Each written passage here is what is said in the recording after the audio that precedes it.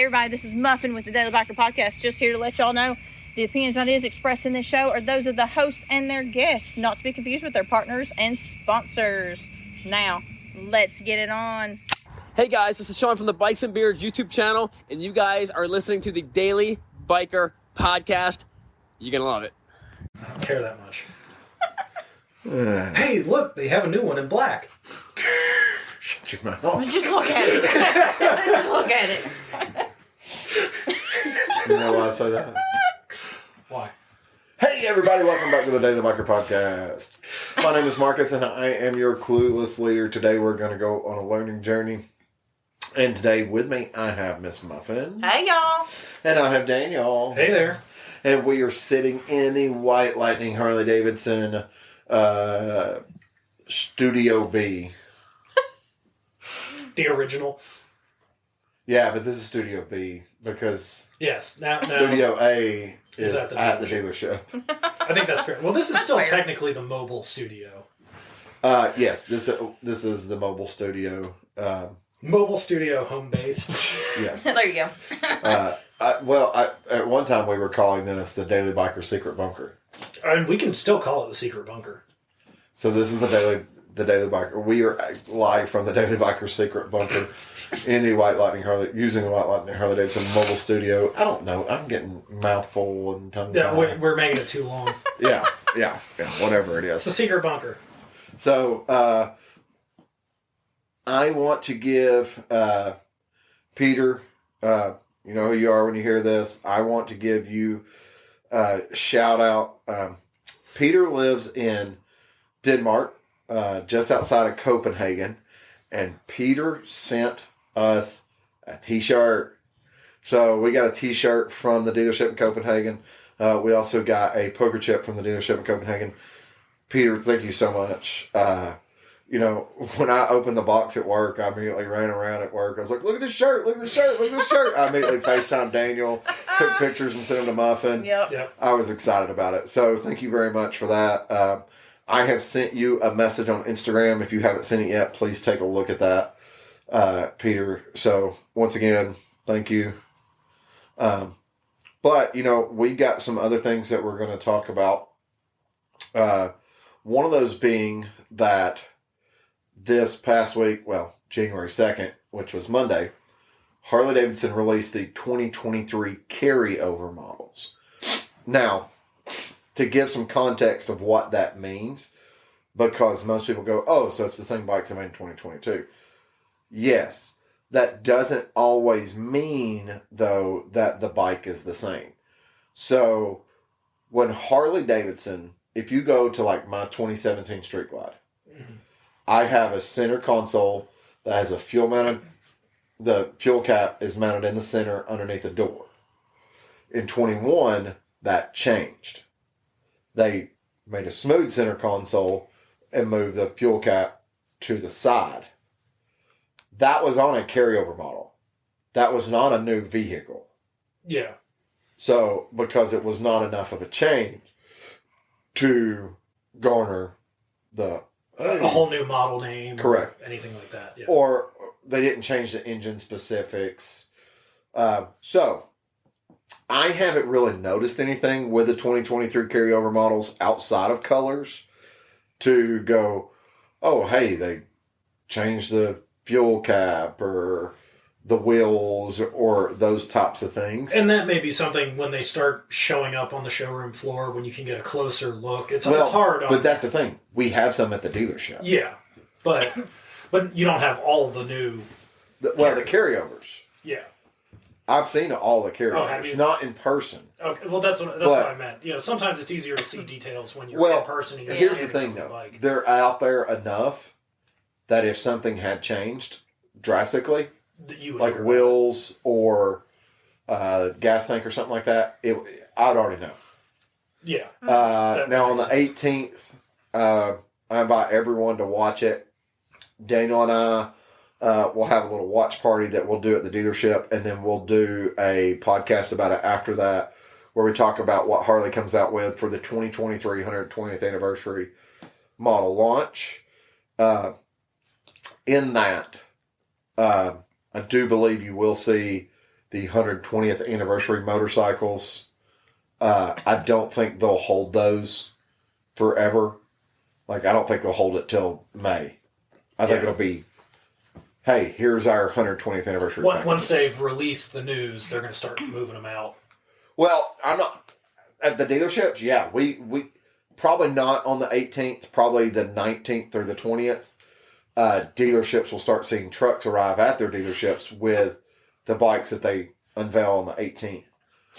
But what I'm saying is that Harley's probably not going to wait till April or May to put out another video to go, here's the anniversary bikes. Okay. For instance, 2018, 115 years, they did like a flat blue that had a big eagle paint job on it, that had 115 on it, and then they did some blue and black two-tones that had special 115 anniversary badges and stuff like that. Yeah, those were pretty.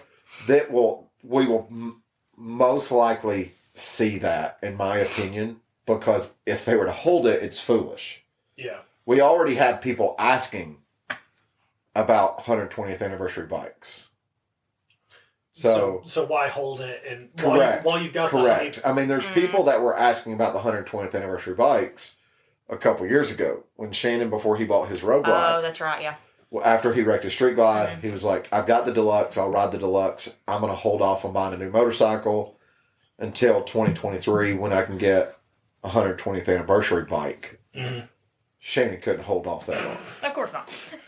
So, but that's what I'm saying. I'm pretty sure we'll see whatever color combination they decide to do, whatever special badging they decide to do. On the 18th.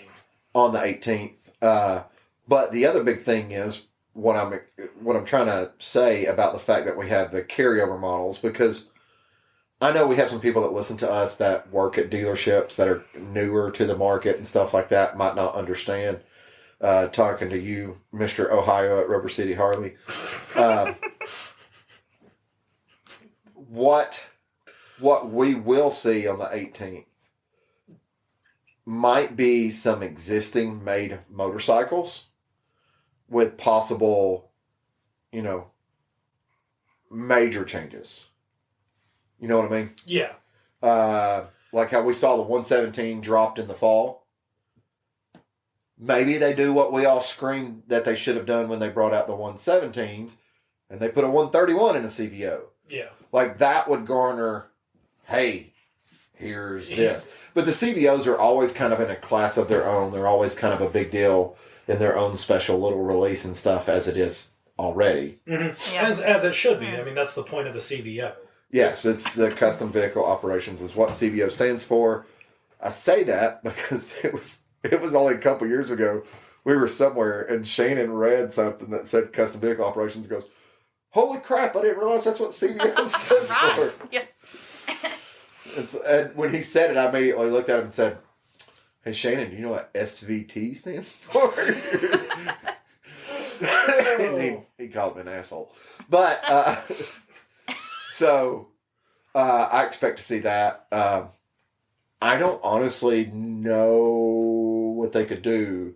They could update the radio. I feel like an updated radio, though, would be a carryover model. Yeah, I would imagine that would be. That's not a big enough change. And when they changed the radio, it was like, hey, look, they did a new radio. And everybody's like, oh, that's cool. And that was it. Yeah, it's got to be something that they're either changing engines, adding a new line, something big enough. Yeah. It's got to be they're doing something that you wouldn't have thought of. Yeah. Especially being 120 years, too. Yeah, I just hope they don't do like Honda did. Honda kind of teased, oh, we're going to make a CL500. And what did they do? They put semi-off-road tires and high pipes on a Rebel 500 and go, here you go! Yeah.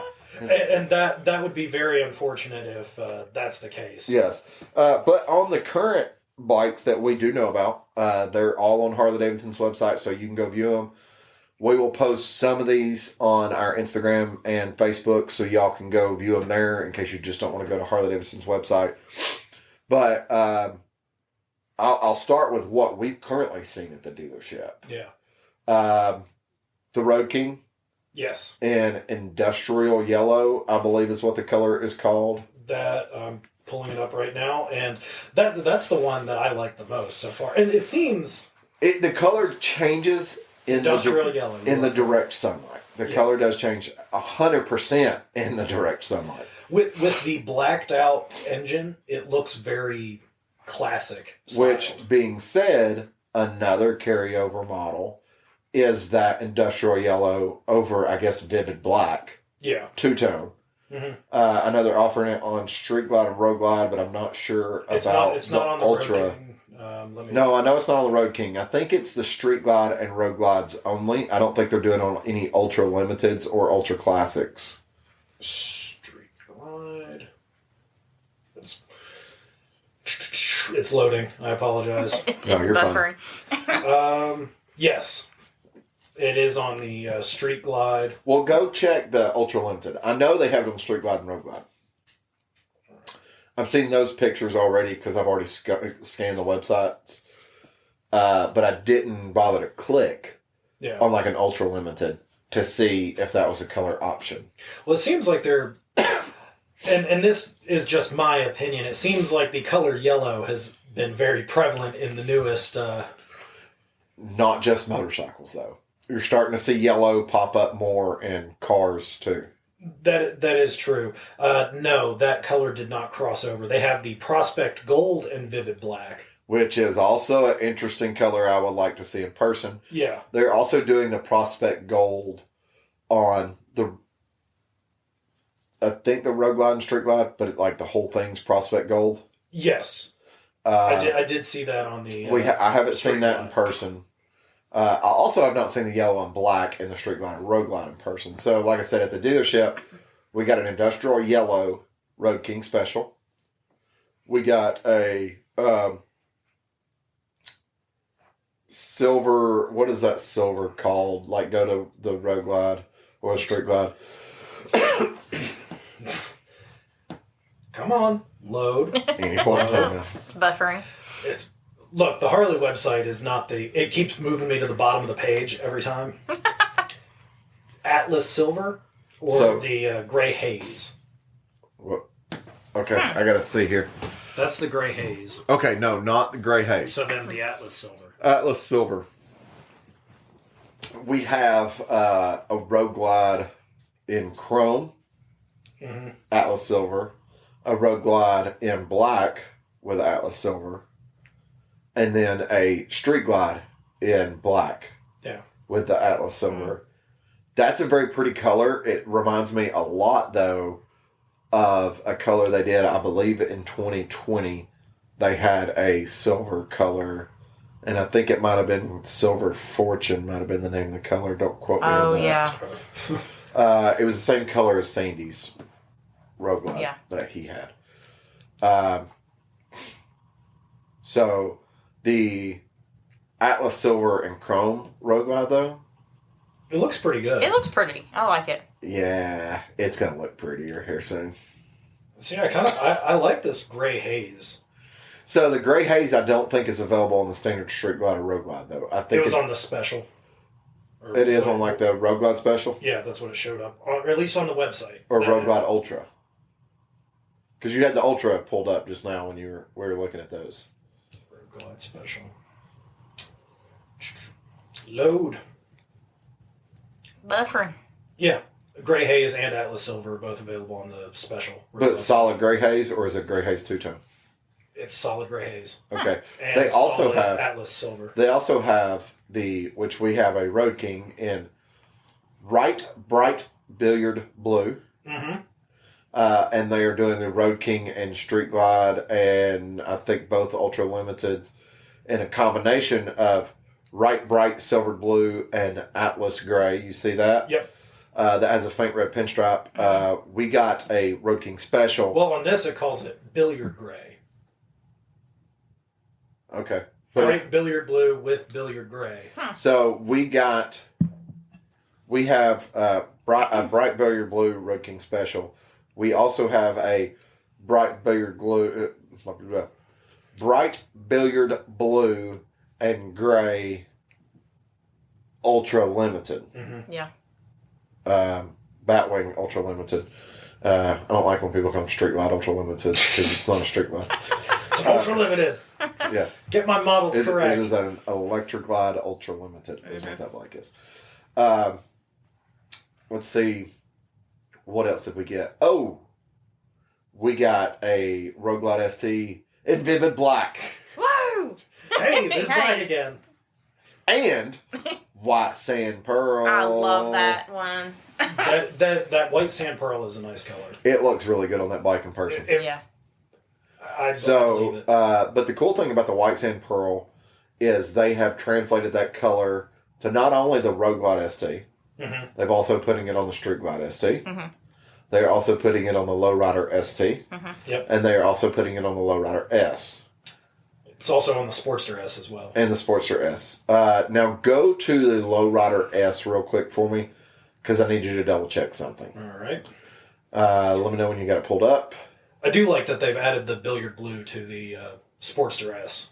Yeah, that's pretty too. I forgot about that. You know, I like the green that they had done. I don't know the. Oh, since you like that industrial yellow so much, they're putting it on the Pan America. I saw that. Are they? Yeah. Oh. Yeah. So Industrial yellow and White Sand Pearl. hey, Lowrider S in vivid black. Oh. What other colors are the Lowrider S available in? White sand pearl.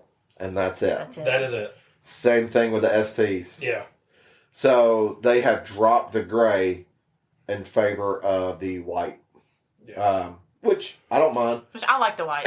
It's definitely, I understand why they call it like a white sand color Because it's not a slight off white. Yeah, it is not a bright white. It's literally like if you ever seen a pristine white beach, is almost that exact same color. I would agree. It's a really pretty color. The only problem, and I already thought this with the STs already, the bronze, and I'm dealing with it with my bike myself because I have bronze wheels. They just kind of blend in too much. They don't stand out like you would want it to. It stands out a little bit more on the white, but it's still not like a pop. I can see that. I'm looking at the ST right now with in the white, and it's not like there's not a drastic color change. No. So I'm going to change on my bike so I have more of a drastic color change. Yeah. I'm still going to be similar to that bronze color. We're just going to redo it. But it is very pretty. And then, of course, the Pan America, I think the only other color is black. The Pan America non-special is black. That's the only color. That's the only color. And Which then, we never saw a single one of those in 21 and 22. I don't know if they've made them. the Pan America Special comes in the gray haze, Okay. industrial yellow, and white sand, and vivid black. Okay. That is it. Those are the three colors. They dropped the blue one. Vivid black, and the gray that they had last year, which was a different gray. That was probably the two biggest selling colors. Yeah. Yeah. Well, most people, when they buy a motorcycle, they're not going to go for the bright color because that's Yeah. stay simple, stay in one lane. That's Yeah. I mean, what most cars that are sold are white. Yeah. Now Harley did bring red back for the Street Glide. Yeah. I'm not sure about the Road Glide. I do know the Street Glide. But they also brought red to the Fat Bob. Yes, I did see that. And then I don't know why, but the Fat Boy was on that list in the blue, Mm-hmm. but I guess it's because it's a different blue. A slightly different blue than. So to me, I mean, maybe if you put them next to each other, to me looks the same. I think the Fat Boy in that billiard blue. Yeah, It looks like a good bike. That's and there's a good example of what they do, what we can expect to see. So when the Fat Boy changed, which all the Softails changed, Yeah. but when they changed, like with the Fat Boy, they did went to a square headlight and stuff like that. Mhm.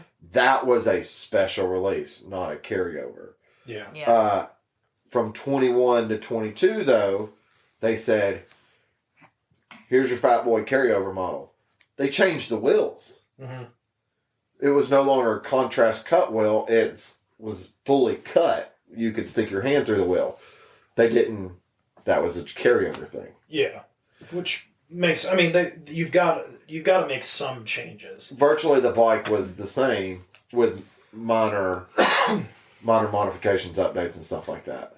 Which is not bad. I mean, you got to keep put new colors out there. Maybe do some small changes to it. Update it. Yeah. Change the styling slightly. Yeah. I do like that red line red on the Fat Bob with the black kind of. I'll tell you where they should have put it. It's not a decal, it's paint. I'll tell you where they should have put that red line red. On the Pan America? Yeah. Yeah. I think that would look pretty good. Anybody that's going to tell me it wouldn't. We know. Against the Grain 85 on Instagram. That is Sean from the dealership. Huge into Pan Americas. You've heard him talk about Pan Americas on here before. He has I think it's called Sunglow Red. It's a 2012 Sportster. Color is where a 2012 Sportster is where the color came from.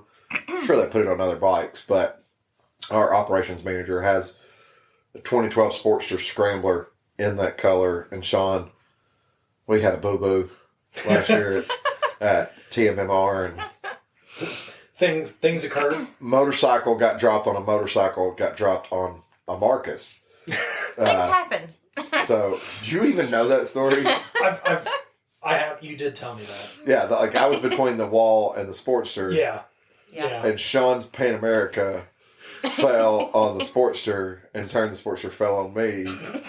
And Sean goes, "Oh no, the bikes!" And then 10 minutes later, after we get him stood back up and everything, and he's cussed about the rear fender getting dented and stuff, he's like, "Oh, are you okay?" Well, I mean, the bikes are important things first. But we had to get that Sportster fixed. Sean opted to go ahead and have a paint set done that color, which was originally going to go on a bike at the dealership, and Sean saw that color and goes, "Nope, that's mine." And I don't blame him. I don't blame him one It bit. looks sick on that bike. Yeah, that bike looks good. Sean has a very nice Pan America. Yes, he does. Is Baja Orange a new color? Oh yes, they're doing Baja Orange on the Street Glide and Road Glide. I see it on the Street Glide. I didn't see it on the Road Glide, but it possibly. Double check the Road Glide for me. I haven't seen that one. You should have known that was coming. Yeah.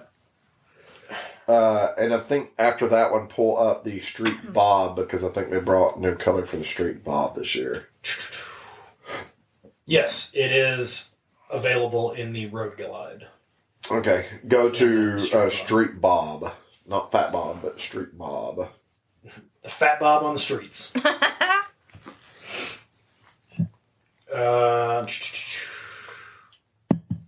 Just the gray haze, vivid black, and red line red.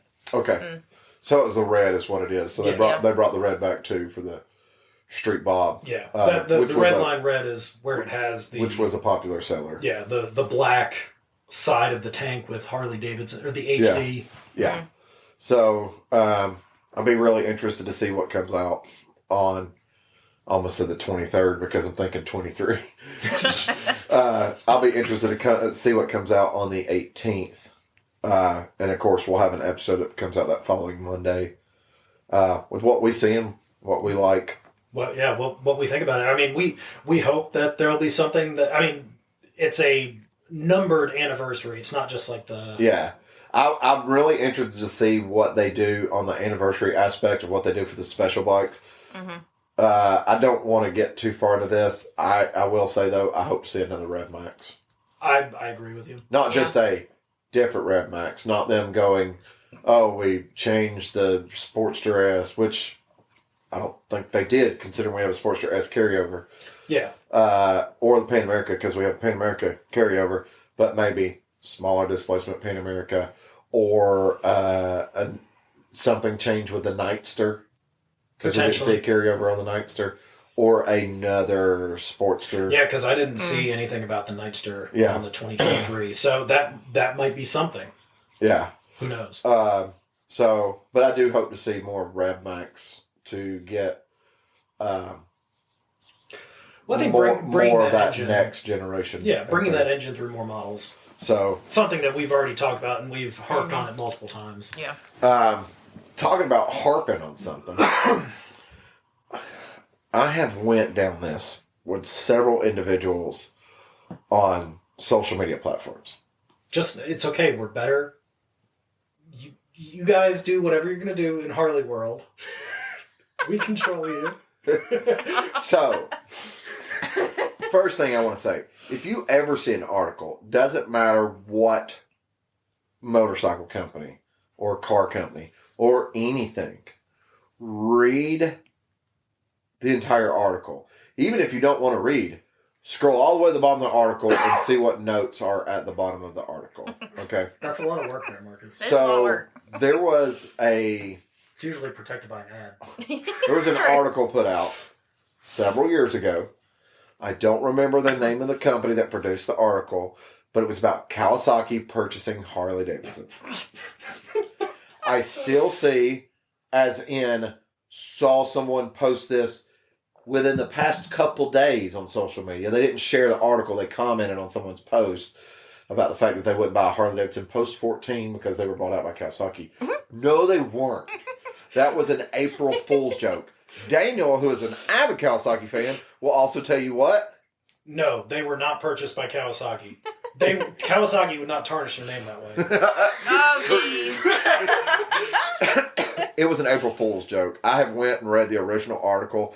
At the bottom of the article, it says Happy April Fools. Yeah. But there was honestly people a couple years ago that thought Harley Davidson was getting ready to build an electric bagger because Revzilla photoshopped a bagger onto a live wire and called it the electric glide, and people freaked out and people shared it, and it was like, no, they didn't say anything about it, but they did post it on April 1st. If you ever see anything posted on April 1st, read it. Read it. Take it with a grain of salt, people. Yeah.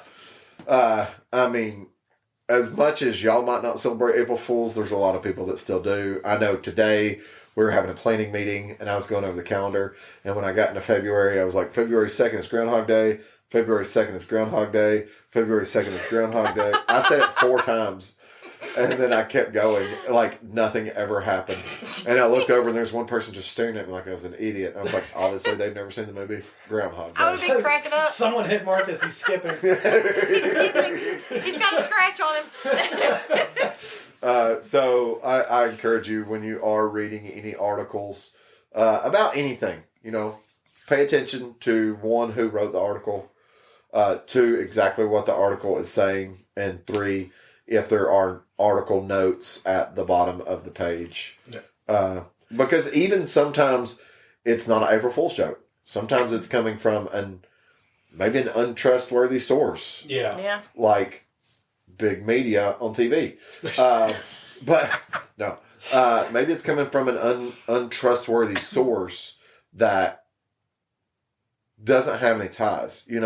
If you see something from Soccer World, MCM, Revzilla, those types of companies, and it sounds crazy, go to the bottom of the article. Take a look. Yeah, and I mean, it doesn't have to be April Fool's. Sometimes they just joke. Yeah. Titles are always something to get you to click on them anyway. Yeah. So it may be wild. The title can be completely different than what the actual story is. Correct. Oh, yeah. That's just a because they were actually bought by Honda. Hey, gotcha. No. Done. So you should say that for the end. Yeah. Do your due diligence. I don't want to use the term do your own research. No, just be intelligent. Don't spread rumors on stuff. Rumors are why the world shuts down for COVID. But they're fun. Rumors are why the world shuts down. I heard you're a crossdresser. So, Ooh. I used to actually be a crossdresser. So back in the day, I was a big fan of Sons of Anarchy. No. Sorry, the fumes are wearing off. Now I'm getting more focused. There used to be a band called Crisscross. and I did try to emulate Crisscross a little bit. I never completely wore my pants backwards, but I did do my belt backwards. Oh, jeez. And I wore my hat forward because I typically wore it backwards. Oh, that's fun. So, Lord. was that be cross-dressing? As far as I'm concerned, that Call it works. what you want. I had a Looney Tunes t-shirt that had a picture of Bugs and Daffy, Yeah. but it was a crisscross t-shirt. So their clothes were on backwards. So when you looked at it from the front, they're looking at you and their clothes are on backwards. But on the back of the shirt, they also had it printed where you're looking at the back of them and the clothes are on. Like you can see the front of their clothes. It was a cool concept That's for a t-shirt. People used to make cool t-shirts back in the day. Like the t-shirt I saw online the other day. It's Abraham Lincoln. It said Ford Theater, 1-star review. So, Lord. No, we don't need to start this topic. We've done this before. No. Anyways, talk about fumes wearing off. Yes. You've been doing something today. I have been doing something today. As many of you know, I have a 1978 Kawasaki KZ 650 SR. I don't think we've ever talked about it on the podcast. Have we not? We've talked about some of these people right now are going, I did not know that. Some of these people are going, shut up, Marcus, he's trying to talk. So I have a 78 Kawasaki KZ 650 SR, which is a 4-cylinder 650. And it's red. In red. It is in red with kind of like an off-gold pinstriping on the tank. Had an off-gold pinstripe. No, it's still there. Most of it. Okay. Most of it. I mean, I'll give you most of it. There's some areas that it's worn off. I'll give you most of it. It's seen some age, and Let's it's sat continue. outside for a while. Let's continue. It also sat. Yes. Period. Yes, it also sat period prior to me getting it, and then it sat again because I had a fuel issue on the bike, and there was leakage that I had to fix, and I took a little bit of time getting to it. So I had the tank off of it for a while, and today, after it's probably been maybe 2 months that this bike has not run, I've gotten everything put back together. It doesn't leak anymore. There's no issues. Except that first start, that was a lot of smoke. But this is after pulling the carbs off, cleaning them again. There's still, even if you pull them off, clean them, there's still going to be gunk in there. There's gunk in the lines, gunk. I feel like you should have waited until spring to clean it, to do this. Why? So I could have even more of an issue getting it started? No, so you could have got rid of all the mosquitoes. Trust me, I was fogging my street. So, It was, but I mean, that's we've talked about this. What was it, 5 or 6 podcasts ago? Talking about the Fat Boy that a friend of mine is selling, and a bike that sat for a long time. I felt like it was more than 5 or 6 episodes ago, but I might be wrong. Within the past couple months. Yeah. We talked about what happens when you let a motorcycle sit. And this is a bike that has only been sitting for maybe 2 months. Yeah. And it was ridden on a regular basis prior to that. Now, it is an old bike, carbureted, so you are going to have just issues with that in general. But once it started, once I got everything going, it ran very poorly for about 15, 20, 30 minutes. And then it picked itself up, and we're good to go. And then it runs mostly fine for a 78 motorcycle. You know, it's as good as it's going to get. It's a 4-cylinder 650. That bike is almost as old as I am. You know, it's getting close. Getting close. I just need to keep buying older bikes. One day you will get a bike that's at least 80 years old, and I'll be like, yay, he's got a bike older than me. Or I just wait, and my bikes will be 80 years old at some point. Well. By the time your bikes are 80 years old, I'll actually be pretty close to 80 years old. Yeah, we both will. All of us will. So, Yeah, so fun we're good. times. We'll have more stories about that bike. Yep. I have things I want to do to that motorcycle. Daniel. I'm not going to let you. Daniel. You can buy your own and do stuff. Hang on. We've had this conversation. I know. Daniel, it's not that Daniel is completely opposed. It's that Daniel does not want to do anything that would potentially destroy the originality of the motorcycle. The items that I want to do are not destruction of originality. And I do agree with that. So to put this out there, because it is red and originally had a very nice gold pinstripe on the motorcycle, I would like to first of all have that gold pinstripe put back on the motorcycle. So take it to a professional pinstriper, have them remove the pinstripe, put a new pinstripe on it. to have that gold back to the original effect of it. I would then like to proceed to get some black spoked wheels with gold nipples. That is what they're called. Yep. All black wheel, black spokes, everything black on that. Gold nipples. And then get a set of gold rear shocks for the motorcycle. Everything else, stay the way it is. And I agree with that. So the SR model was a very limited run by Kawasaki. I think if I recall correctly, it was a 4-year run that they did. It was different. Everything on this bike is different from the 650, the KZ 650, and the 650 LTD that they also made. And it was kind of like an in-between. It was a little bit more sporty. But we've also had the conversation about the fact that although it was a more limited production motorcycle, it's not more valuable. It's not even more desirable. No, because it's a 650. If it was a 900 or 1000, that's a different conversation. Correct. So it's not that it's a bad bike. It's just if Daniel was to do anything to any motorcycle, that would be the bike most likely to do those types of things. Like the KTM. But the KTM, yes. But once again, that is also not necessarily hurting. One, it's not hurting the originality of the motorcycle because it can go back to factory. Correct. Because one of the things that we talked about was the wheels and tires that's on that motorcycle. Being a 650, they put super skinnies. Yeah. Well, from that generation. Too. Yeah. But number two, that bike doing those things, putting gold rear shocks and doing those wheels, believe it or not, would for the most part be period correct of the 80s. Yeah. So if someone was to have customized that motorcycle when it was still less than, we'll say, 10 years old. Yeah, that would have been something that you would have seen in the 80s. Yeah, it would be considered, doing that would be considered an 80s period correct restoration of that motorcycle. Yeah. Yeah. But, I mean, people do that with a lot of motorcycles. It's not bringing it back to showroom standards, but it's 1980s modified. So you see sometimes you have to do that. So sometimes you have vehicles, whether it's a motorcycle or a car, that the cost to get it back to completely original or what your intended use for it to go all original serves a horrible purpose. Yeah. And so doing that type of restoration of the vehicle is not necessarily that bad. Yeah, I would say the typical deterrent for most people is the cost. Finding original parts, especially those older bikes. Nobody, if one of the wheels were messed up on that bike, I could get a wheel. But how much are you going to pay for a wheel? A couple $100. I could get you a set of wheels for a couple $100. Yeah, exactly. So that's the value proposition. Do I go with something that is not original? Keep the original, but is not original for less.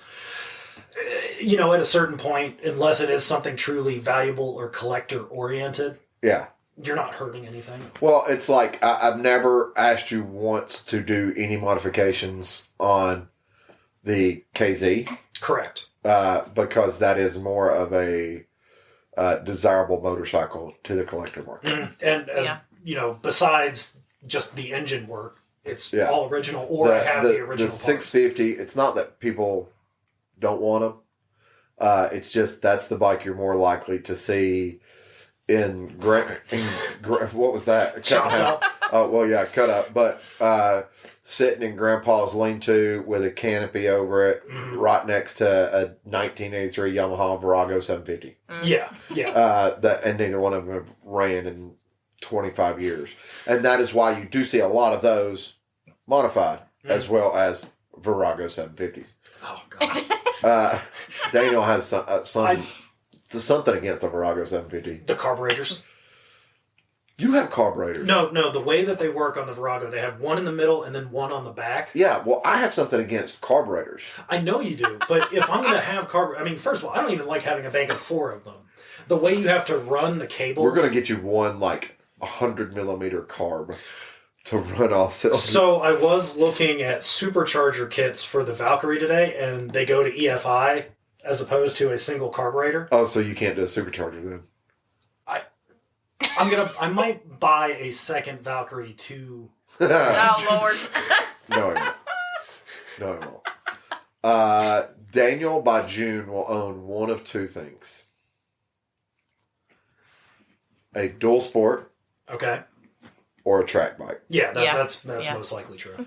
Daniel will own one of those two things. As much as he says he will turn something that he currently has into a track bike, no, he will add something to the garage. Yeah, I will most likely add something to the garage. That depends on how much he likes track day, but to me it's 60-40 on being a dual sport.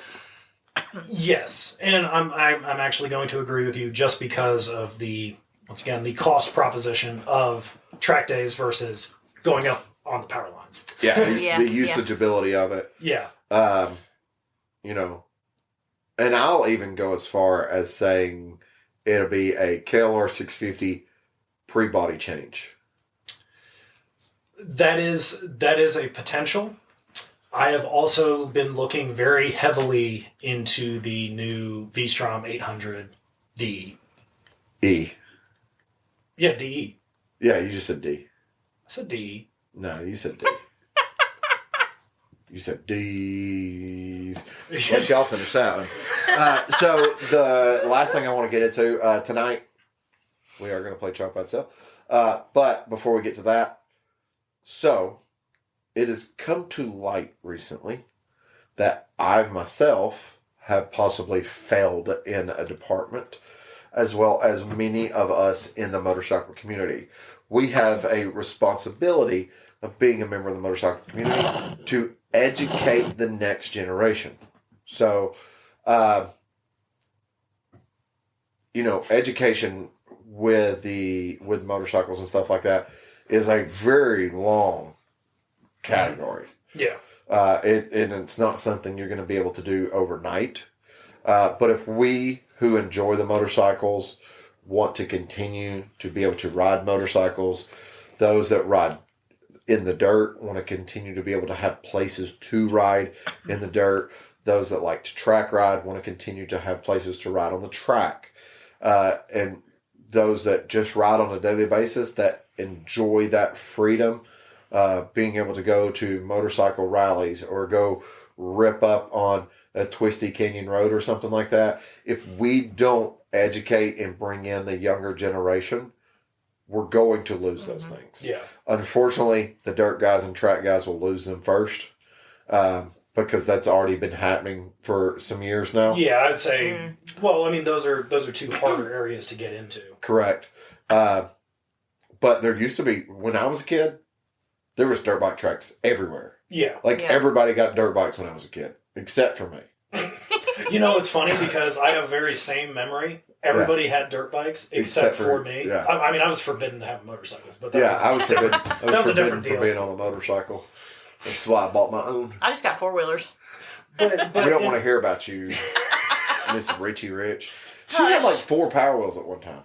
Yeah. What's wrong with 4 Power Wheels? I never had one. You gotta have one when the battery on the other one goes. Exactly. No, I never had the first Power Wheel.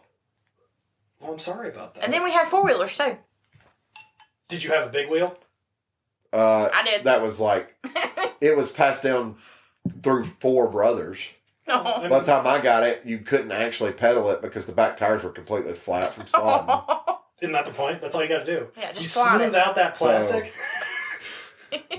But going back to educating the next generation, and I think that's something that it's hard to realize that we are not young. Yeah. I'll put it like this. I mean, we are, but we're not. Yeah. Here's what spawned this train of thought. Lena, who y'all have heard on the podcast, has a new man in her life. We were talking to him, and he goes, "Oh, y'all ride motorcycles?" And I go, "Yes, we do." And he goes, "What kind of bike do you have?" So I proceeded to tell him, "I have a 2017 Harley Davidson Street Glide." His next statement was, "Can you do a stoppie on it?" Nope. No, I cannot. I don't think anyone is doing a stoppie on a Street Glide. I would. I'm sure somebody has. Somebody's tried. Accidentally. Somebody's tried. Accidentally. Linked braking stopped working all of a sudden. Then the next statement, I was like, no, it won't do that. It weighs a little bit too much to do that. I was like, And then I was trying to educate myself for a minute. I was like, how much do you think this thing weighs? And he's like, I don't know, 350 pounds. And I looked at him and I put my hand on his shoulder and I go, you have a lot to learn about motorcycles, but don't worry, we will teach you. Listen here, son. So we will teach you. and it's not, I'm not talking about the guy that walks up to you at the gas station when you're on your V-Star and goes, is that a Harley? The guy that assumes every cruiser he ever sees is a Harley, or the kid that sees you at the gas station on a CBR and goes, man, what kind of Ducati is that? No. Yeah. I'm not talking about that. And I'm not talking about the riders that don't know certain things exist. Me and a friend of mine who's also an avid rider, he saw a VFR, like a 2005, 2006 VFR 800 one time. I go, oh man, that's dope. And because the guy had some custom paint and stuff done to it. And he goes, I've never seen a Ducati like that. And I go, that's a VFR, Honda VFR. And he goes, no, it's got a single-sided swing arm. And I go, yeah. That's a VFR. Yeah, that's a Honda VFR. He goes, Honda made a single-sided swing arm on that bike? I go, Honda made single-sided swing arms in the 80s, bro. Mm-hmm. And he just looked at me like I was crazy. And now understand that maybe a motorcycle rider doesn't know that because you have to know that specific motorcycle. Well, and that's what I'm going to say. I'm sure that somebody could come up to us with bikes that we've never seen or heard about Correct. or know about. Correct. And that's correct. That's that just, happens. Yes. But, if somebody comes up to you, if Ben is out on his Ducati and someone assumes it's from the 60s or 70s, 100% acceptable. Yeah. It has a vintage look to it. Mm-hmm. Okay.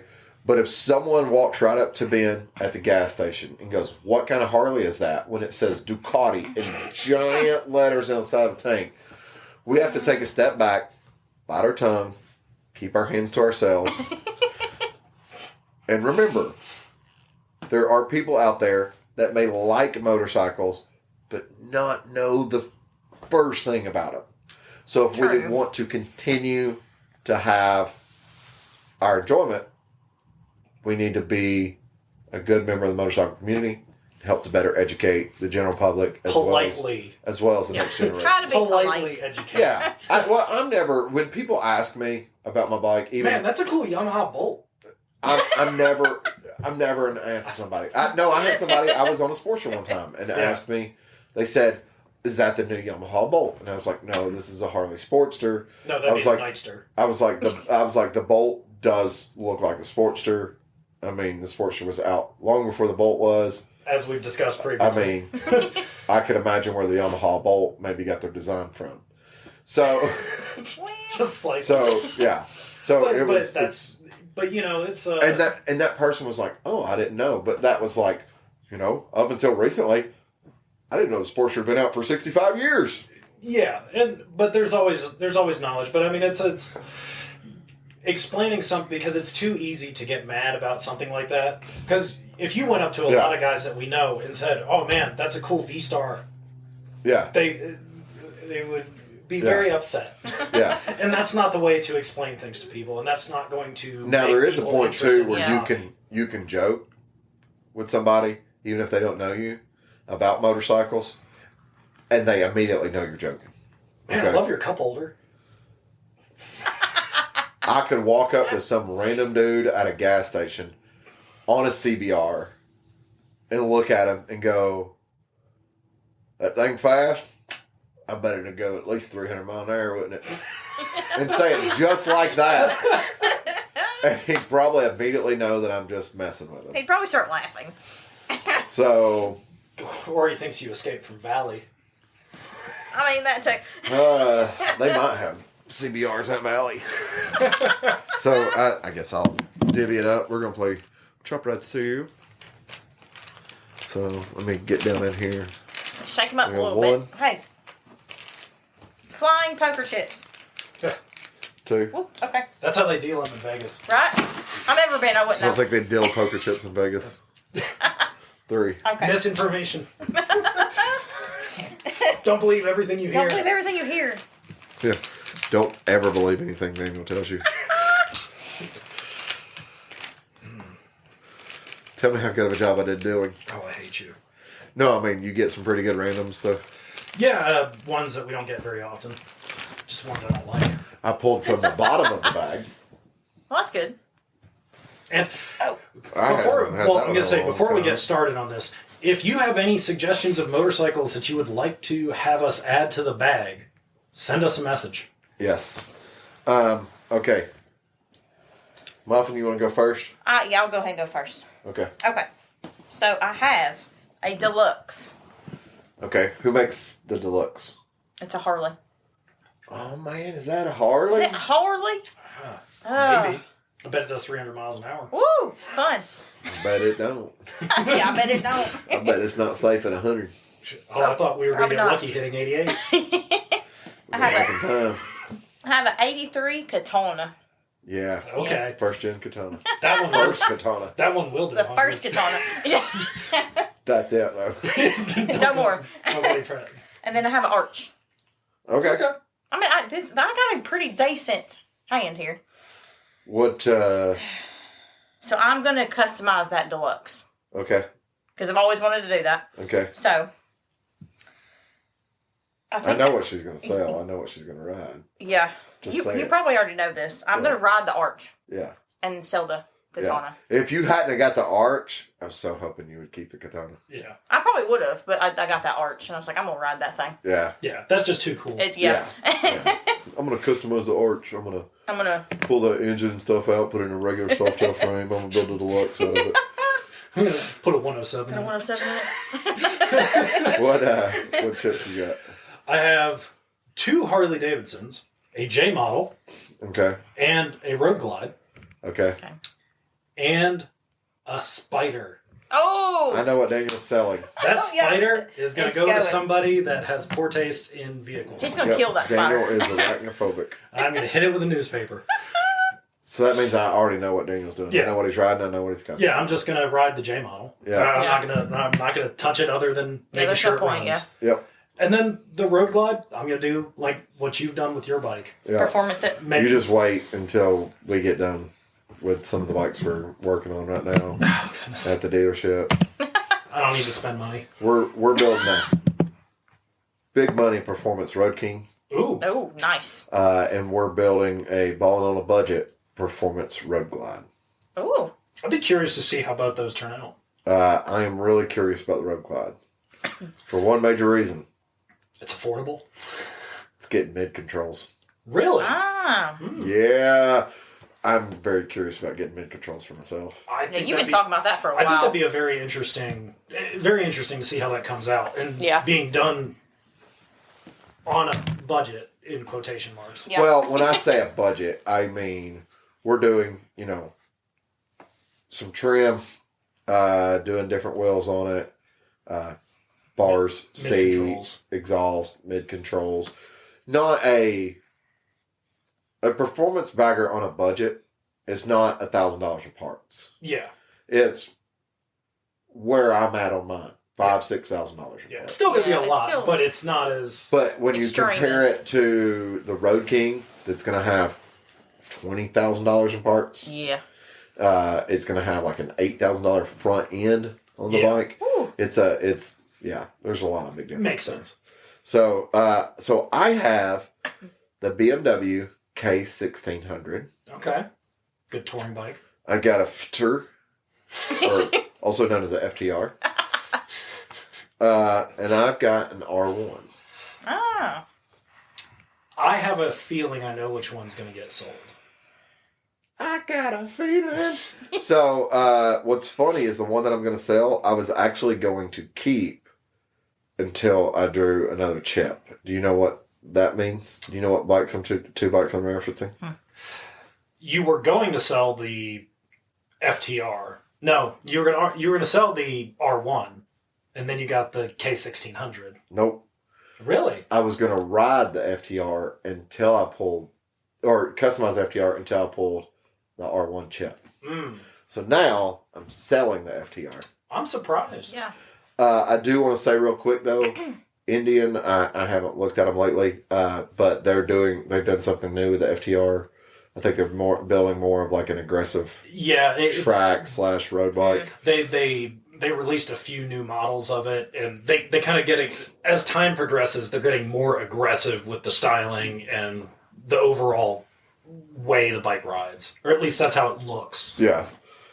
So riding the BMW 1600. I'm surprised that you're even keeping. The I'm surprised in that one. It is comparable to getting in the classifications of like a Goldwing or an Electric Glide. It's a big touring bike. A big touring It's bike. a flagship touring bike. So, I mean, I would rock it. I mean, Oh, yeah. it's not like it's in the R18T. No, this is a motorcycle that BMW knows how to build. Yes. Not one that they're trying to build. So, I would, yeah. No, I'd ride the BMW K1600. I have no issue with BMW motorcycles. No, but I figure I know after all of our conversations we've had about the FTR, I know you do actually like the FTR. I do like the FTR, and that's why I was going to. That's why I. But an R1. What are we doing with the R1? So, I probably said it a million times on here. First gen R1, 98 to 2001. I'm not putting a big turbo in it. 98 to 2001, first gen R1. All original style. Mm-hmm. Probably some upgraded suspension. Bring it to Olin suspension, Brembo brakes, maybe lightweight magnesium wheels, some of those features to, yes, make it comparable to more of like a Panigale S type market. A more modern motorcycle. Make it where when you're riding it down the street and people see it, they go, oh yeah, it's a 98 to 2001 R1. But when you pull it into the parking lot of the Yamaha shop, or when you ride it to Barber or Atlanta Motor Speedway to go to the MotoGP races, people are going to notice. Guys are crawling all over this thing going, oh, he changed this and he changed this and he changed this and he changed this. It's those little minute changes that are updating changes that people are like, holy crap, stuff, simple GPR steering stabilizer and those types of things. Because one of the things I can do when I change the brakes is I can change it out to 6 piston calipers versus 4 piston calipers. Because everybody knows riding a sport bike, it's easy to go fast. It's really hard to stop. Hey everybody, this is Sean at White Lightning Harley Davidson. I want to thank you for listening to the Daily Biker Podcast. You can reach the podcast on Facebook or Instagram at The Daily Biker, or you can email the podcast at thedailybiker@gmail.com. Be sure to keep an eye on White Lightning Harley Davidson social media pages for the most up-to-date information on all our events and where you can find the boys.